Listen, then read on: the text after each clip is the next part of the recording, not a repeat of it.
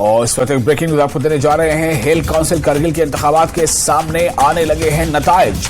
बिम्बत द्रास से national conference के अब्दुल वाहिद की जीत हुई है, जबकि पदम से नेशनल कॉन्फ्रेंस के फुनसुक ताशी की जीत हुई है और सितकचे से खंगराल से बीजेपी की पद्मा डोरचे की जीत हुई है।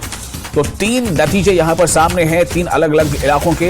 इनमें से 3 में से 2 नेशनल कॉन्फ्रेंस के खाते में जा गई हैं, जबकि 1 बीजेपी के खाते में गई है। तो हिल काउंसिल करगिल यानी LAHDC लद्दाख ऑटोनोमस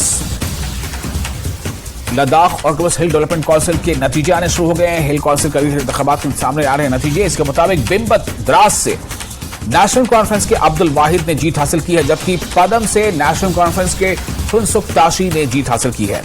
वहीं सितकचे खंगराल से बीजेपी की पद्मा डोरचे ने जीत हासिल की है।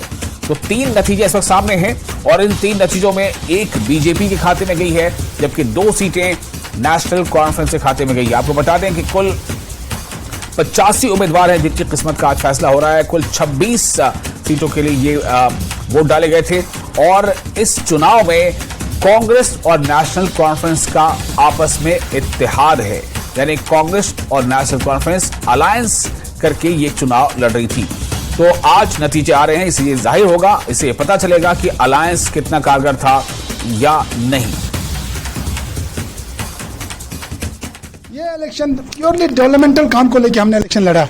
अदरवाइज लोगों ने वो इस इलेक्शन को जो है ना हर कम्युनल रंग ले देने की कोशिश किया, क्योंकि मैं जम्मू कश्मीर नेशनल कॉन्फ्रेंस से ताल्लुक रखता हूं और करगिल में पिछले बीते हुए 4th LHDC तक नेशनल कॉन्फ्रेंस या कांग्रेस का हुकूमत रहा है, बीजेपी का तो कभी रहा नहीं। लेकिन यूटी आने के बाद आप सब लोगों को जानते हैं, सबसे पहले तो नेशनल कॉन्फ्रेंस को मैं सिंबल नहीं दिया, महीना उसी में लगे रहा। तो उसके बाद सिंबल देने के बाद उन्होंने ये रंगत लगाने की कोशिश किया कि नेशनल कॉन्फ्रेंस किस चीज़ की पार्टी है, किसको हिमायत करते हैं। लेकिन मुझे ना आर्टिकल 370 से लेना देना है, ना जम्मू कश्मीर, क्योंकि हम तो लद्दाख यूनियन टेरिटरी फ्रंट से आए हैं। सबसे पहले एंट्री लद्दाख की यूटी चाहने वाले लोगों में से, लद्दाख को यूटी डिमांड करने वाले लोगों में से।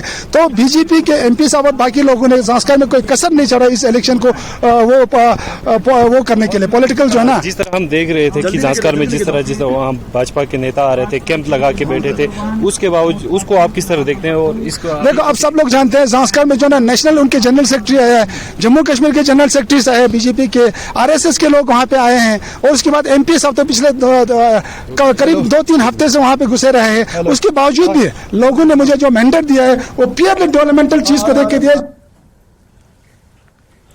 और जम्मू कश्मीर में बाजी की हुकूमतों के जरिए बैकडोर भर्तियों से मुतालिक चीफ सेक्रेटरी के बयान पर नेशनल कॉन्फ्रेंस के चीफ तर्जुमान तनवीर सादिक ने कहा है कि सरकार के पास तमाम इदारे और एजेंसियां मौजूद हैं, ऐसे में उन्हें दिखाना चाहिए कि किन लोगों ने बैकडोर भर्ती की है।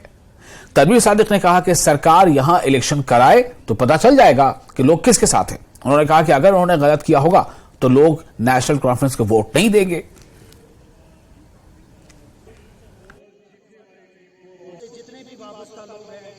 उनके पास सारे इदारे हैं, वो बताएं। इसका मतलब है जिस तरह अगर हर कोई बैकडोर अपॉइंटमेंट है तो क्या वो बैकडोर अपॉइंटमेंट वालों के ऊपर हुकूमत चला रहे हैं? ये कितना बचकाना एक स्टेटमेंट है इन लोगों का।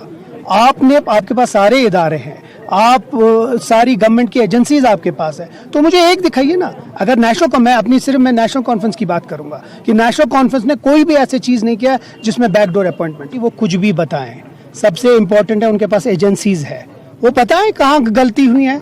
इसीलिए मैं कह रहा हूँ आप एक बार इलेक्शन करें। अगर लोग हमसे खफा हैं तो हमें वोट नहीं देंगे, अगर लोग हमसे खुश हैं और इनसे खफा हैं तो इनको यहाँ से जम्मू कश्मीर से बाहर निकाल देंगे। आज पावर क्राइसिस है। आज आपने 9000 जो ये हैं जो जिनको कह रहे हैं कि आपने अलॉट किए हैं ज़मीन, कौन है वो लोग? लोग पूछना चाहते हैं, यहाँ आवाम है जो लोग